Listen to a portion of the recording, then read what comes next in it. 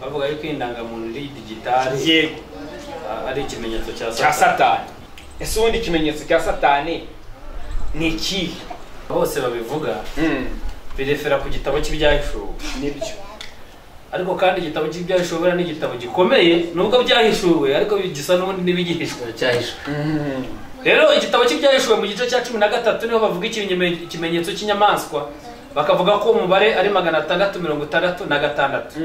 None twakwibaza tuti se ubu bavuga yuko iyi ndangamuntu digitali ariyo kimenyetso cy'inyamaswa, mbese yaba ariyo? Yego. Hano bwari mituweli. Iyo bita barcode nayo bayise ikimenyetso cya Satani. Yego. QR scan bya bintu bajya bascanninga nyine ngo nk'ibi binyuma y'indangamuntu. Reka mbibereke abantu babyumve kugira ngo bumve kuntu ibintu bigenda biza. Nguko nyine bascanninga ngo bino bintu ibi biri hano ku ndangamuntu. Urabona hano igikuyemo ni imyirondoro yanjye. Noneho bakavuga ngo icyo aho ngaho ngo nyine niho harimo numero ya Satani. Uyu witwa Martin Luther wazanye ivugurura nawe bamwise Antikristo. Hari abafata papa bakamwita Antikristo. None so Antikristo wapfuye uko yapfuye byarangiye hakaza undi. Nuko ngo byane bamuvugaho muri Bibiliya ntabwo tubibona bigira gute bisohora. Nyene nshaka kuvuga yuko ikimenyetso cya Satani igitabo cy'ibyahishuwe gisobanurwa mu buryo bune. Scholars cyangwa se abahanga nabo ntabwo bemeranya gukora igitabo cy'ibyahishuwe gisobanurwa. Ubwo dukeneye umwuka w'Imana kugira ngo adufashe dusobanukirwe iki gitabo cy'ibyahishuwe kigira gute kivuga. Abahanga rero ba mbere hari abitwa ngo naba idealistic. Aba bitwa ngo ni idealistic bavuga ko igitabo cy'ibyahishuwe ari ibitekerezo ko ibyo bintu bitabaho ndetse n'ibyo bintu bitashoboka. Abo bavuga yuko ibyo bintu by'ibyahishuwe ni ibitekerezo ngo ni mujyane hirya ntabwo bishoboka ngo ni idealistic. Hari abitwa ngo naba historical. Aba historically bo bavuga yuko igitabo cy'ibyahishuwe ari amateka. Byarangiye kera ku ngoma ya Herode. Urumva? Byatambutse. Ibyo bintu byagize gute? Byatambutse. Hari abagatatu rero bitwa ngo ni futurist. Aba bitwa futurist bo bavuga yuko igitabo cy'ibyahishuwe ari igitabo kivuga yuko ari ubuhanuzi. Urumva? Ni igitabo kivuga ko ari ubuhanuzi, bavuga yuko ibyabayemo bizaza mu kurangira kw'isi. Aribyo bizaza birangiza isi. Hari abakane rero bavuga ko igitabo cy'ibyahishuwe kigendana n'abizera. Ko tugenda tubaho yuko byanditswe mu kino gitabo cy'ibyahishuwe bigenda bihishuka, bigenda bibaho, bitubaho mu buzima bwacu. Muri abo bane rero jewe nanjye mfitemo uruhande rumwe nafashe. Kuko bose sinabafata. Nafashe uruhande rwitwa futuristic. Bavuga yuko ari ubuhanuzi. Nawe niba rero wemera ko igitabo cy'ibyahishuwe ari ubuhanuzi uri umwe nanjye. Biraterwa n'ibimenyetso umwana w'intama w'Imana arimo kumena bifatanyije cya gitabo. Nuko ngo yamenye ikimenyetso kimwe ibyo biba nibyo tubona guhera ku gice cya 6 kugeza ku gice cya 19. Kuko ku gice cya 20 cy'ibyahishuwe noneho kitwereka intebe y'urubanza. Ahangaha rero bamwe aba futuristics bavuga yuko rapture izaba yamaze gutekinga place cyangwa se itorero rizaba ryamaze kugenda.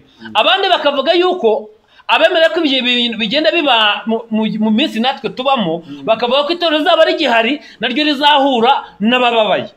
Aba bemera yuko itorero rizaba ryagiye rero bemera yuko noneho ngo nagakiza kazaba kagishoboka nubwo itorero ryagize gutite ryagiye ariko kazaba kagoye. Igitangaje rero ngo kino kimenyetso cy'inyamaswa uyu mubare 666 bazawushyira mu ruhanga cyangwa mu kiganza cy'iburyo. Reka ngaruke hano. Hari abasobanura Bibiliya bavuga yuko ikiganza cy'iburyo bavuga imirimo. Apana nk'ikimenyetso ari ikimenyetso bazandika. Imirimo kora ihamya Imana cyangwa ihamya Satani. Iyo bavuga ngo mu ruhanga baba bavuga minds mu bitekerezo. Utekereza ibiki?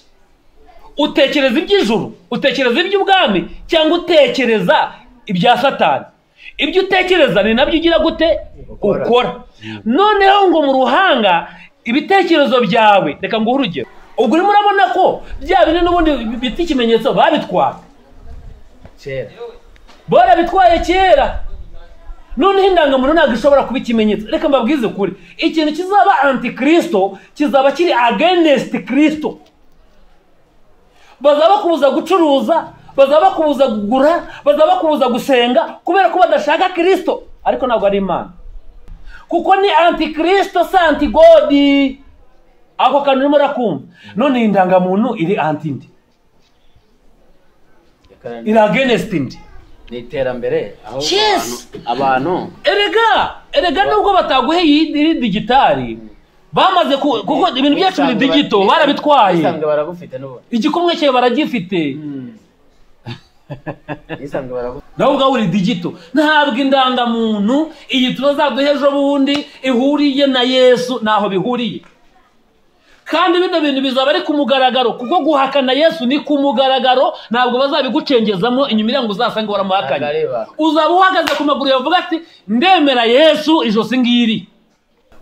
ariko aha twakwemera ko niba Bibiliya yavuze ngo ni umubare, None se Bibiliya ko yavuze ngo abamucumisa 10 nagaruka bazamubona, baracyahari. bazabazu Oya. azazurwa. Bibiliya igaragaza yuko abazazuka rizaba ari itorero rizutse rigiye gusanganira umwami. bivuze ngo none ubwo bishoboka yuko iyo mitekerereze aricyo kimenyetso. Nakubwira ngo ibintu byose birashoboka. Byose biba bishoboka. Niba ufite imitekerereze iri satanike n'imikorere iri satanike, nta kindi kimenyetso ukeneye ubwawe wamaze kugifata. Ikimenyetso cyose ni cyiza kizaba kiri against Kristo, kandi kizaza ku mugaragaro. Ntabwo kizaza ngo wikorana ngo mwikoranabuhanga ngo babiguhishe ngo bazabigucengeze mutabizi. Uzaba ubizi. N'abantu n'uyu munsi bajya kujya muri Illuminati baba babizi ibyo bagize gute, bagiye barabimubwira bakamuga n'indahiro ari bugire gute ari bukore. Na Satani nuko azabakora. Ntabwo wowe umwambaro wa Satani nawe utazi kuri uwa Satani, ntabwo bishoboka. Ntushobora gukorera Imana nawe utabizi ko urimo gukorera Imana. Ugomba kuba ibyo bintu uri aware, ubizi neza ngo ndimo ndakorera Imana cyangwa ndimo ndakorera Satani.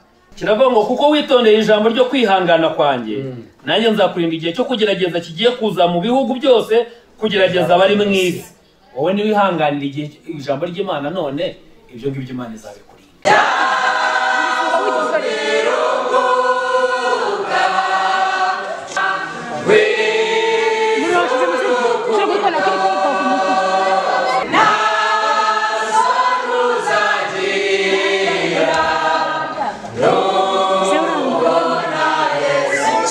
Turabashoboje abakunzi bageze urukundo, twongeye kubona umwanya wo kongera kuganira.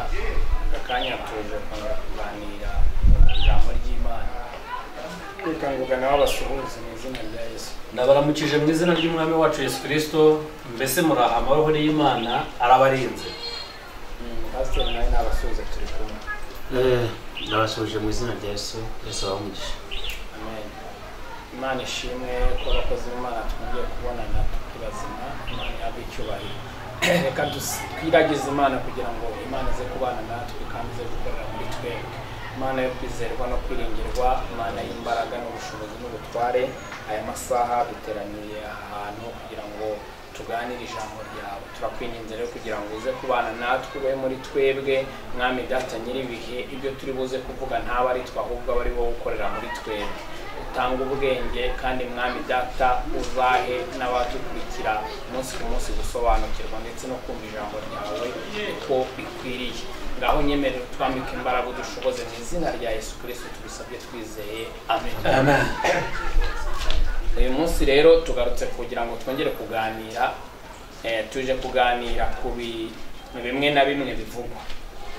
Tubyo ngoga. Ikiganiro cya none ni ukwibaza ku bintu abantu barimo bagenda ibivugwa hano hanze. Urajya kubona ukabona umwanya umwe hadutse ikintu kimwe. Bwa mbere njya kubyumva hari haje ikintu bita mituweli. Mituweli ije bamwe ntibanayifata, abandi batangira kubyumva ukundi kuntu. Mituweli bivuyeho haza ibindi abantu uko ibintu birushaho kuza, ariko abantu nabo batangira kuvuga. Ubu hagezeho hatangiye noneho kuza indangamuntu ziri digitali. ariko iyo ndangamuntu ntabwo igiye gukora hano iwacu honyine kuko hari n'ahandi deja cyane bari batangiye mu Bwongereza amaze iminsi bigaragambya ko batayishaka. Muri Amerika biriyo sinzi n'ahandi ntabwo barimo gushaka indangamuntu digitali. Yego. Noneho abantu baba barimo babivuga gutyo bagahita banoneho deja banabihuza n'icyo Bibiliya ivuga. Yego. Ko bagiye kudushyiriraho microchip cyangwa bagiye kudushyiraho ikimenyetso cya Satani. Nuko nguko abantu bahita baza bakabihuza yuko kiriya niyo ntangiriro y'ikibazo kugira ngo twafate cya kimenyetso cya Satani. Yego. Ese koko abantu barimo babivuga niko cyangwa sibyo? Bavuga yuko indangamuntu iri digitali. Yego. Ari ikimenyetso cya Satani. Njye simbyemera gutyo. Ntabwo nemera ko ikimenyetso cya Satani ari indangamuntu. Uraza rero kudufasha usobanure udusobanure ndetse usobanure n'abakunzi bacu iby'aya makuru. Ese ubundi ikimenyetso cya Satani ni ikihe? Abantu rero iyo aba bose babivuga birefera ku gitabo cy'ibyahishuwe. Nibyo. Ariko kandi igitabo cy'ibyahishuwe ni igitabo gikomeye nubwo byahishuwe ariko gisa n'ubundi n'ibigihishwe cyahishwe. Igitabo cy'ibyahishuwe n'ubundi nubwo bisa naho byahishuwe n'ubundi dusa naho bikiduhisha kuko bihishwa amaso y'abantu benshi, ntabwo abantu benshi babireba ngo babimenye. Yego. Rero igitabo cy'ibyahishuwe mu gice cya 13 niho bavuga ikimenyetso cy'inyamaswa, bakavuga ko umubare ari 666. None twakwibaza tuti se ubu bavuga yuko iyi ndangamuntu digitali ariyo kimenyetso cy'inyamaswa, mbese yaba ariyo? Yemera yuko tugenda aho ngaho hari ibintu ngewe nzi byinshi ku myaka yanjye kandi si na myinshi nzi bise ikimenyetso cya Satani. Waruvuze mituweli. Hari ibintu byitwa barcode. Izo nakariya kantu turebe hano bwari mituweli gusa. Iyo bita barcode nayo bayise ikimenyetso cya Satani. Yego. Urabona iyi ngi katariho. Hari utuntu dutoye nk'umurongo gutya ku kakarito bacuruza. Kaba kandi karimo utuntu tunini n'udutoye. Ako ngako abantu benshi baraka. Iyo barcode biri ku gicuruzwa gutya. Bakavuga ngo iyo barcode ngo aho ngaho mu icyo kintu kirimo ngo ni ikimenyetso nacyo cya Satani. Hari n'abandi nanone bavuze yuko iyi nuza QR scan bya bintu bajya basikaninga nyine ngo nk'ibi ngibi binyuma y'indangamuntu. Reka mbibereke abantu babyumve kugira ngo bumve kuntu ibintu bigenda biza. Nguko nyine basikaninga ngo bino bintu ibi biri hano ku ndangamuntu. Urabona hano igikuyemo ni imyirondoro yanjye. Noneho bakavuga ngo icyo aho ngaho ngo nyine niho harimo nomero ya Satani. Ibyo nibumva ko bihagije bavuga yuko ATM cards ko nazo zirimo indangamuntu nazo ari ku bimenyetso cya Satani. Babivuga babikurikije iyi nuza iyi simu card irimo kuko ariyo iri electronique ishobora guhuza ikarita na bank. Naho bavuga yuko ari ikimenyetso cyande cya Satani. Ibi byose rero ndashaka kubabwira yuko nta kimenyetso cya Satani kirimo. Yewe hari n'abantu bigeze gufata igihe kimwe nabo ubwo babita antikristo. Uyu witwa Martin Luther wazanye ivugurura nawe bamwise antikristo. Hari abafata papa bakamwita antikristo. None so antikristo wapfuye uko yapfuye byarangiye hakaza undi. Nuko ngo byane bamuvugaho muri Bibiliya ntabwo tubibona bigira gute bisohora. Nyene nshaka kuvuga yuko ikimenyetso cya Satani hano batweretse, reka dusome icyanditswe cyera, ibyanditswe byera bibitwereke. Ibyanditswe igice cya 13 ndahera ku murongo wa 11 niho babivuga cyane. Ngo haduka indi nyamaswa ivuye mu gitaka. Ngo ndoko mbona indi nyamaswa izamuka iva mu butaka. Iyo yari ifite amahembe abiri nk'ay'umwana w'intama, ivuga nk'ikiyoka, idikekesha ububasha bwose bwa ya nyamaswa ya mbere. Mu maso yayo ihata isi n'abayirimo ngo baramye ya nyamaswa ya mbere yakize uruguma rwayishe. Kandi ikora ibimenyetso bikomeye, imanura umuriro uva mu ijuru ugwa mu isi. Mu maso y'abantu iyobesha abari mu isi ibyo bimenyetso yahawe gukorera imbere ya nyamaswa. Ibabwira kurema igishushanyo cya ya nyamaswa yari ikomerekejwe n'inkota ikabaho. Ihabwa guha icyo gishushanyo cya ya nyamaswa guhumeka kandi kivuge kandi cyicishe abatakiramya bose. Itera bose aboroheje n'abakomeye n'abatunzi n'abakene n'abumudendezo n'abimbata gushyirwaho ikimenyetso ku kiganza cy'iburyo. Ahantu no murabyumva, gushyirwaho ikimenyetso ku kiganza cy'iburyo. Ubanga ikimenyetso cya mbere bagishyize ku kiganza cy'iburyo cyangwa mu ruhanga, kugira ngo hatagira umuntu wemererwa kugura cyangwa gutunda keretse abafite ikimenyetso cyangwa izina rya ya nyamaswa cyangwa umubare w'izina ryayo. Aha niho ubwenge buri. Ufite ubwenge aba ari umubare w'iyo nyamaswa, kuko ari umubare w'umuntu, kandi umubare we ni 666. umubare w'umuntu ni umubare w'umuntu niko bavuze. Ikimenyetso baragishyira hano cyangwa hano. Mbere yuko ninjira aho ngaho, reka mbanze mvuge ku gitabo cy'ibyahishuwe. Ubundi igitabo cy'ibyahishuwe gisobanurwa mu buryo bune. Scholars cyangwa se abahanga nabo ntabwo bemeranya ku igitabo cy'ibyahishuwe gisobanura. Ubwo dukeneye umwuka w'Imana kugira ngo adufashe dusobanukirwe iki gitabo cy'ibyahishuwe kigira gute kivuga. Abahanga rero ba mbere hari abitwa ngo ni idealistic.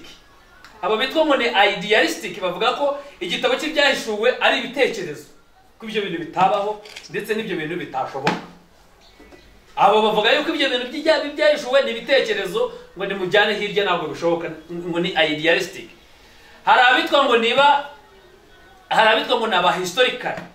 Abahistorically bo bavuga yuko igitabo cy'ibyahishuwe ari amateka byarangiye kera ku ngoma ya Herode. Urumva?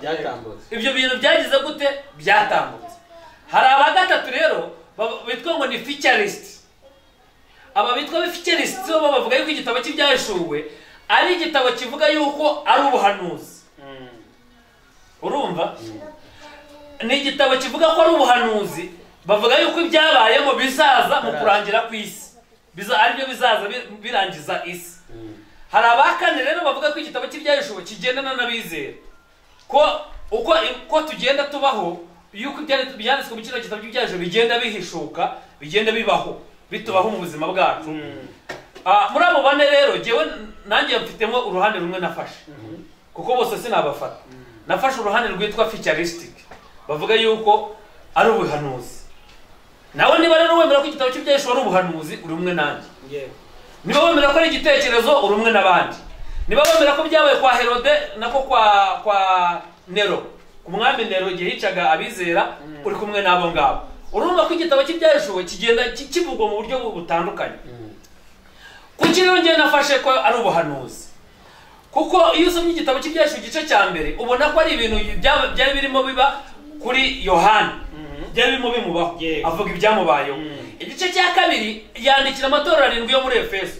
Ayo matorero 7 twabonye n'ibyayabagaho n'ibyayabandikiraga byarahuraga, byararangiye, ubwo byahindutse amateka. Igice cya kabiri n'icya gatatu nuko bivuga. Igice cya kane rero agira ubuhanuzi yabonye mu ijuru, ngo abone intebe y'ubwami. Igice cya kane n'icya gatanu ngo abona mu ijuru. None igice cya gatanu kivuga yuko ubwo buhanuzi ngo umwana w'intama yabumbuye hari igitabo yabendaga ibimenyetso bikigize. Ubwo guhera ku gice cya gatandatu kugeza ku cya 19 ibirimo bibaho ngaho ni ibimenyetso birimo kubaho. Ku gice cya gatandatu rero kugeza ku gice cya 19 ibyo byose iyo event irimo kubera aho ngaho biraterwa n'ibimenyetso umwana w'intama w'Imana arimo kumena bifatanyije cya gitabo. Nuko ngo yamenye ikimenyetso kimwe, ibyo biba nibyo tubona guhera ku gice cya gatandatu kugeza ku gice cya 19. Kuko ku gice cya 20 cy'ibyahishuwe noneho kitwereka intebe y'urubanza, bitwereka noneho isi yarangiye, ibizabaho inyuma kumeruka. Niyo mpamvu ngiye nanjye nagifashe muri ubwo buryo bw'ibyahishuwe. Noneho rero twakwibaza tuti ibi bintu byabayeho ryari, sibyo? Ibino bintu barimo bavuga gushyirwaho ikimenyetso, kuko iyo dusomye hano nta torero tubona. ahangaha rero bamwe abafikeristics bavuga yuko rapture izaba yamaze gutekinga place cyangwa se itorero rizaba ryamaze kugenda. Abandi bakavuga yuko abemera ko ibyo bigenda biba mu minsi natwe tubamo, bakavuga ko itorero rizaba rigihari naryo rizahura n'abababaye. Aba bemera yuko itorero rizaba ryagiye rero bemera yuko noneho ngo n'agakiza kazaba kagishoboka nubwo itorero ryagize gutya ryagiye, ariko kazaba kagoye. None aho bamwe bavuga ngo ni ugucungurwa n'amaraso yawe, ariko amaraso yawe ntiyagucungura, ahubwo bazemera umwana w'intama w'Imana, noneho bemere no kumena amaraso yabo kubw'uwo mwana w'intama w'Imana bagize gute bemeye. Noneho turimo turajyana, wenda tuzafata umwanya dusobanure kino gitabo cy'ibyahishuwe, tugihere ku gice cya mbere tukigeze ku gice cya 22, kandi nabyo bizakunda rwose, Uwiteka azadushyigikira. Noneho rero hano ku gice cya 13 bavuze yuko hari inyamaswa ifite amahembe abiri asa n'ay'umwana w'intama, kandi ngo ivuye hehe? Mu gitaka. Iyo rero ivuye, inyamaswa za mbere zavaga mu nyanja, ariko iyi ngiyi ivuye mu gitaka. Iyo ivuye mu nyanja, inyamaswa ivuye mu nyanja ibivuye mu mahanga yose. Ni ukuvuga ngo inyamaswa bavugaga izava mu nyanja yabaga ari umutware, Antikristo. Ubundi wenda tuzafata umwanya dusobanure kuri ba Antikristo. Ubundi ba Antikristo ni babiri, sibyo? Hari Antikristo uzakora mu buryo bwa politiki, azategeka byose ibyo ashaka bikamwumvira mu buryo bwa politiki, azaba avuga neza, azaba ayobora neza, ibyo nibyo bizamufasha nuko ayobokwa abantu bakamwemera. Hari Antikristo nanone wa kabiri uzaba ari uburyo bw'idini, aribo barimo bavuga ahangaha. Nuko mbona indi nyamaswa izamuka iva mu butaka, iyo yo yari ifite amahembe abiri nk'ay'umwana w'intama, ariko ivuga nk'ikiyoka. Ni ukuvuga ngo azaba ari umuyobozi w'idini uyu nguyu urimo uramwumva, ariko noneho akoresha, kuko ngo itegekesha ku murongo wa 12 itegekesha ububasha bwose bw'aya nyamaswa ya mbere mu maso yayo ihata isi n'abayirimo ngo baramye ya nyamaswa ya mbere yakize uruguma rwayishe. Urumva azaba ari Antikristo, ari umuyobozi w'idini, ariko afite ubutware bwose bw'umuyobozi w'ibya politiki. Ni ukuvuga ngo azaba ari pasiteri, azaba ari papa, azaba ari apotire, azaba ari profete, umuyobozi cyangwa se undi muyobozi. Mumvamo papa nuko ari undi muyobozi ku ruhande. Azaba ari umuyobozi mu by'idini, ariko ahabwa ubutware na Antikristo, ari umuyobozi mu bya politiki. Kandi uyu muyobozi mu bya politiki nawe iyo usomye igice cya 13 kigitangira, ahabwa ububasha na ya nyamaswa na cya kiyoka, ahabwa ububasha na Satani. Urumva ko n'uyu nguyu nawe azaba akoresha ubutware, ariko adakura kuri Satani direct, ahubwo abubona buturutse mu muyobozi mu bya politiki. None uyu nguyu azakora ibimenyetso n'ibitangaza, azamanura n'umuriro uve mu ijuru, azahata abantu bose bari mu isi mu kintu mu cyumba. Noneho ngo abantu bose batanditswe mu gitabo cy'ubugingo, bose bazaramya kino kimenyetso bazaba bakoze. Bazakora n'igishushanyo, niba ari mu ntuma bazakora, ariko iyo mu ntuma bakoze bayihereza ubutware bwo guhumeka. Urumva ikintu kirimo gikomeye, zizajya bafite imbaraga zikomeye cyane. Igitangaje rero ngo kino kimenyetso cy'inyamaswa, uyu mubare 366 bazawushyira mu ruhanga cyangwa mu kiganza cy'iburyo. Reka ngaruke hano, hari abasobanura Bibiliya bavuga yuko ikiganza cy'iburyo bavuga imirimo, apana nk'ikimenyetso ari ikimenyetso bazandika. Imirimo ukora ihamya Imana cyangwa ihamya Satani.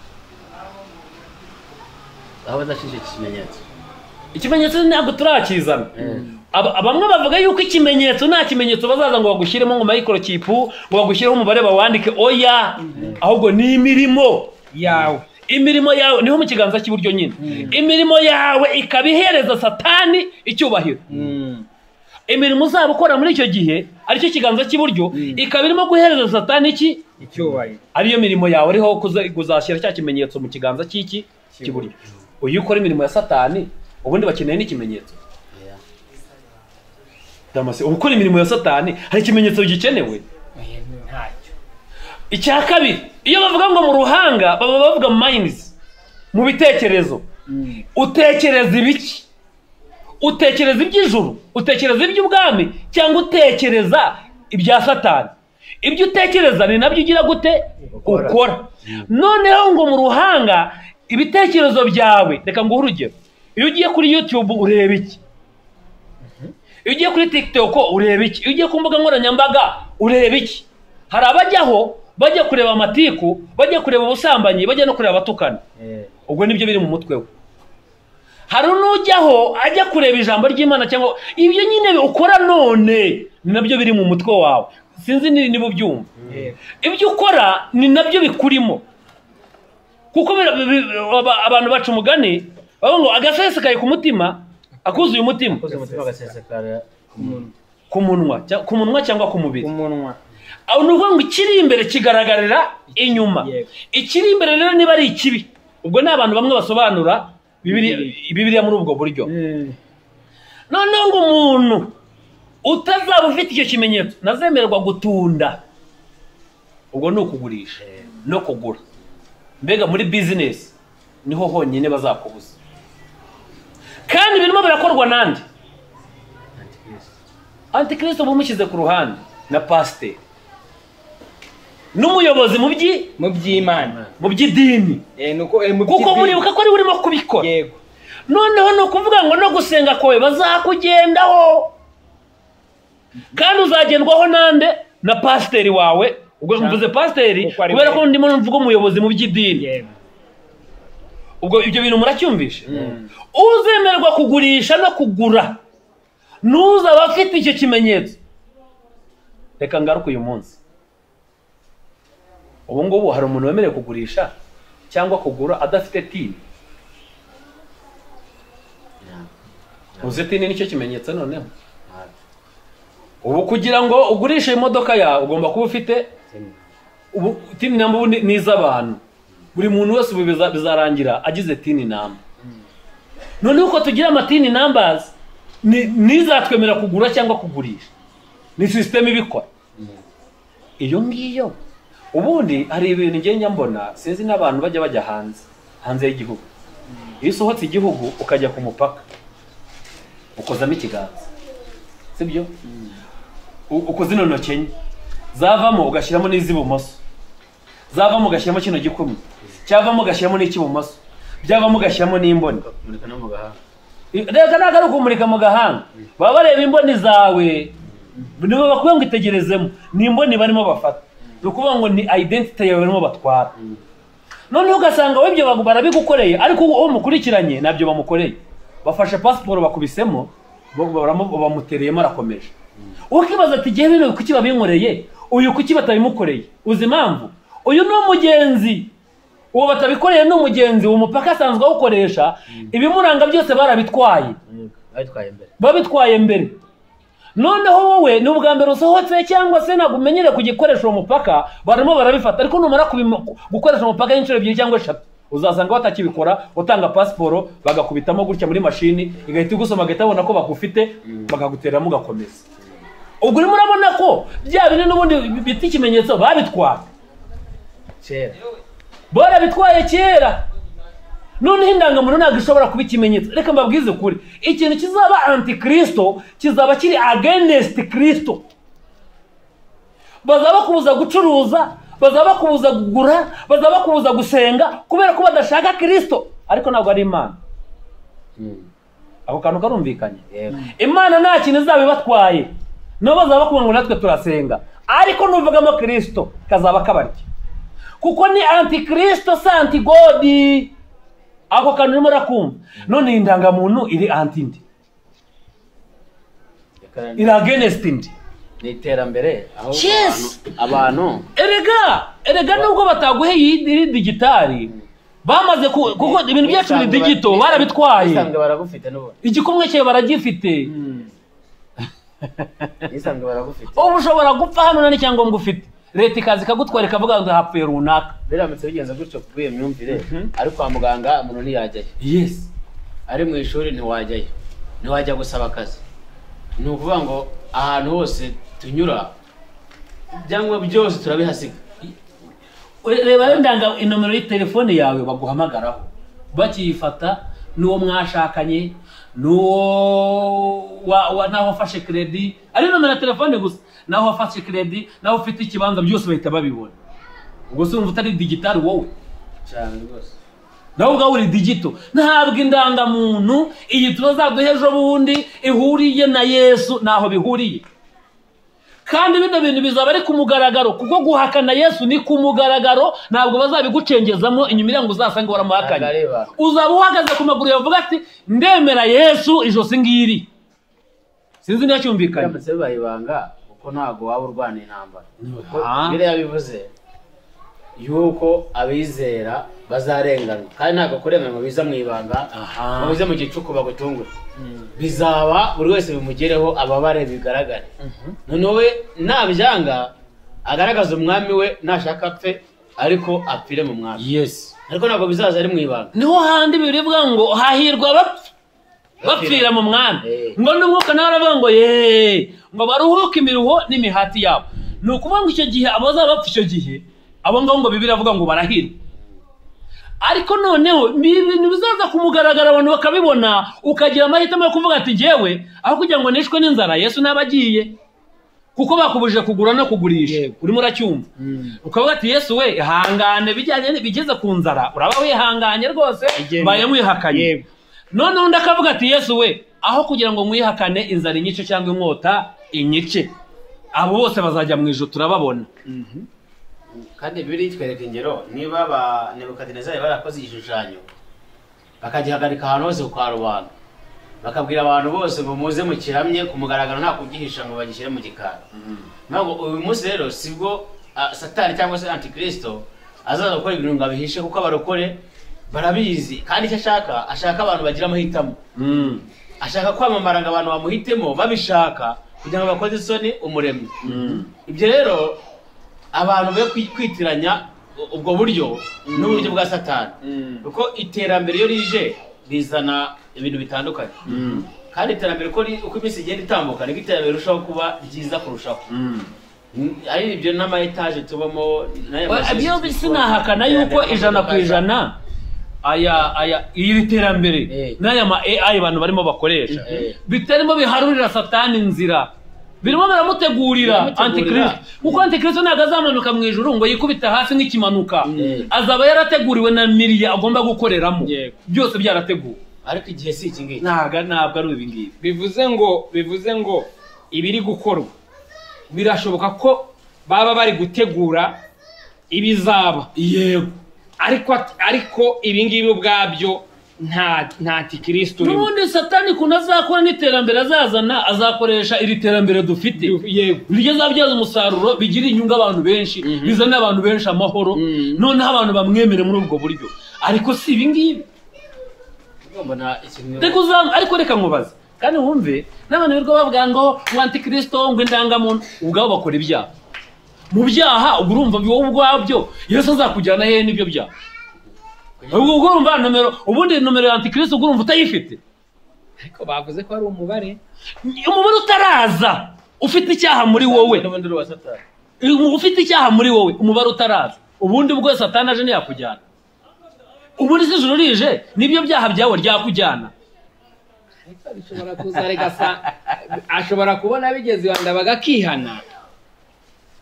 Ariko noneho icyo gihe Bibiliya yatubwiye ko ni umubare mu mibare, ko n'abantu babigizemo, ni umubare mu mibare. Bibiliya yavuze umubare, yego, ariko nakuye ngo abasobanuzi bamwe ba Bibiliya bavuga yuko ari imirimo n'ibitekerezo biri satanike, ari byo bigaragaza icyo kintu. None se ubwo twemeranywe n'abo basobanuzi ba Bibiliya, nge ntabwo ari uko nabyemera. None se aho Bibiliya ivuga ngo razana n'ibicu, Yesu azazana na biriya bicu. Twakwemera ko ashobora kuzazana na iyo uvuga ngo arazana n'ibicu, nabera bazaba bambaye imyenda yera bamanukanye nabo.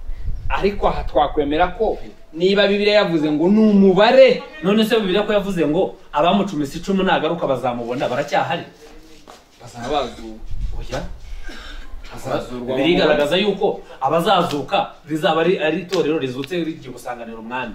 Icya kabiri bikagaragaza yuko bazazuka bagiye gucirwa urubanza, kandi rero azaza mbere, ashobora kuzamubonera mu rubanza. Ariko mbere nibwo azazana n'ibicongo, amaso yose akamubona, n'abamucumise bakamubona. imbere y'urubanza. none ubwo bibiliya Nibyo nkubwira ngo hari ibintu Bibiliya ivuga bikeneye undi mwuka w'igihano wo gusobanura ubuhanuzi, atari ukuvuga ngo uko bakivuze niko kimeze.